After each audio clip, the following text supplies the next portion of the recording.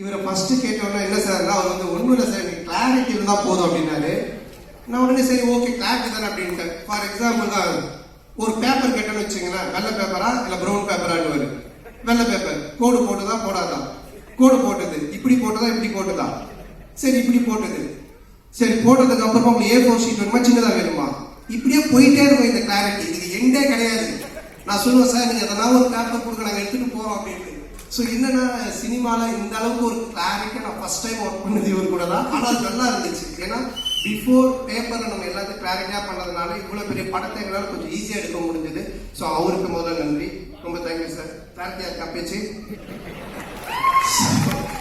அதுக்கப்புறமா ஆர்யா என்னுடைய நண்பர்கள், இந்த உயிர் நண்பன் அப்படின்வாங்களா அந்த மாதிரி. நாங்கள் கல்லூரி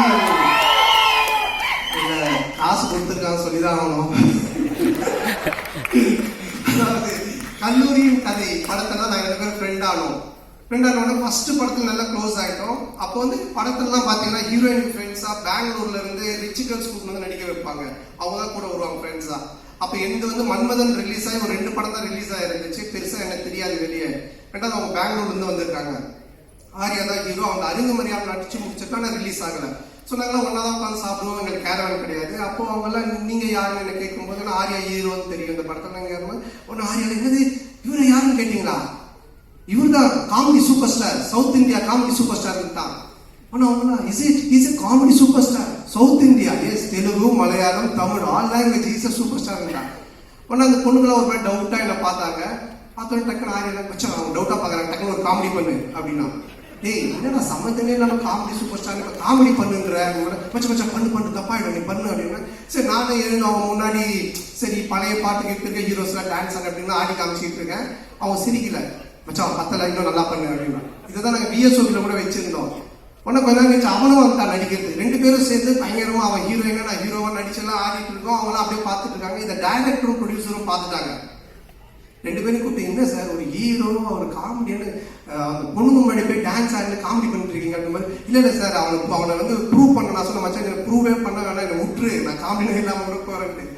அதுக்கப்புறமா அந்த காமெடி சூப்பர் ஸ்டார்ன்றது அவன் விடவே இல்லை. சேட்டை படம் அப்போ காமெடி சூப்பர் ஸ்டார் டைட்டிலே எனக்கு போட்டுட்டான் படத்துல. நான் லிங்கால நடிக்கும்போது ரஜினி சார் கூப்பிட்டு கேட்குறேன் நீங்க காமெடி சூப்பர் ஸ்டாரா அப்படின்னு. நான் ஒன்றும் இல்லை சார் ஆர்யா தான் போட்டாங்கன்னு. நீங்க சொன்னோம்னா போட்டிருப்பான் அப்படின்னு. சார் சத்தியமா நான் சொல்லல சார். அதாவது என்னை எந்த லெவலில் மாட்டிட்டு இருக்காங்க. ஸோ எங்களோட ஃப்ரெண்ட்ஷிப் அந்த மாதிரி. ஆனால் இதெல்லாம் ஒன்றுமே இல்லை. இப்போ ஒரு மேட்ரு ஒன்று சொல்ல போகிறோம், அதை கேளுங்க. என்னாச்சுன்னா இந்த படம் ஆரம்பிச்சிட்டோம். இந்த மாதிரி ஆனந்த் போய் லைன் சொல்லிட்டா ஆர்யாக்கு பிடிச்சி போச்சு. ஆர்யா சூப்பர் நம்ம பண்ணலாம் அப்படின்னு சொல்லிட்டான். சொல்லி முடிச்சுட்டு 6 மந்த் ஆகிடுச்சு. நான் அதுக்கப்புறம் டிடி ரிட்டர்ன்ஸ் முடிச்சுட்டு வடக்குப்பட்டி ராமசாமி அப்புறம் இங்கே நான் தான் இங்கெல்லாம் முடிச்சுட்டேன்.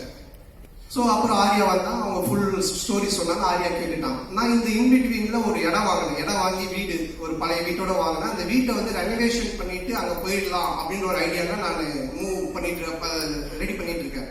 எங்கள் அம்மாவும் ஒய்ஃபும் வெள்ளிக்கிழமைனா அந்த வீட்டுக்கு போயிட்டு வேலை கேத்துவாங்க. ஆல்மோஸ்ட் அந்த வீட்டு செட் ஆகிடுச்சு தான் போகிறோம் அப்படின்ட்டு.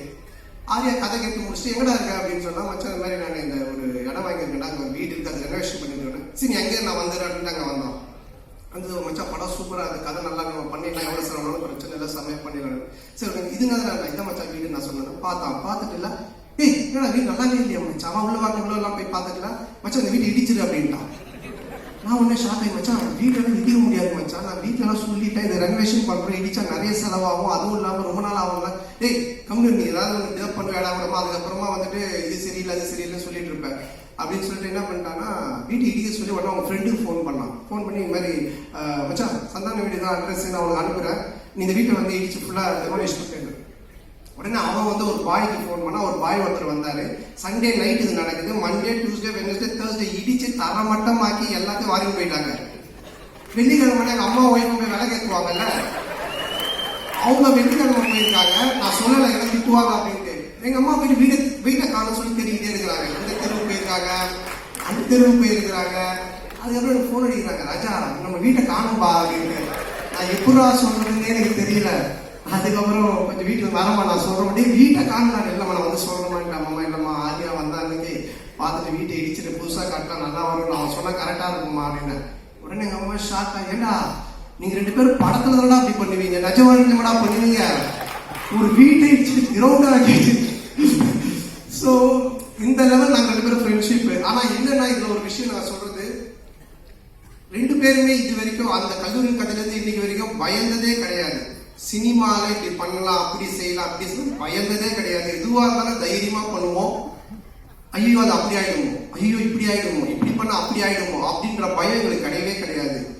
வாழ்றதுக்கு ஜாலியா வாழ்வோம், நல்லபடியா வாழ்வோம். இன்னும் வருதும் பார்ப்போம், ஃபேஸ் பண்ணுவோம், அப்படியே போயிட்டே இருப்போம்.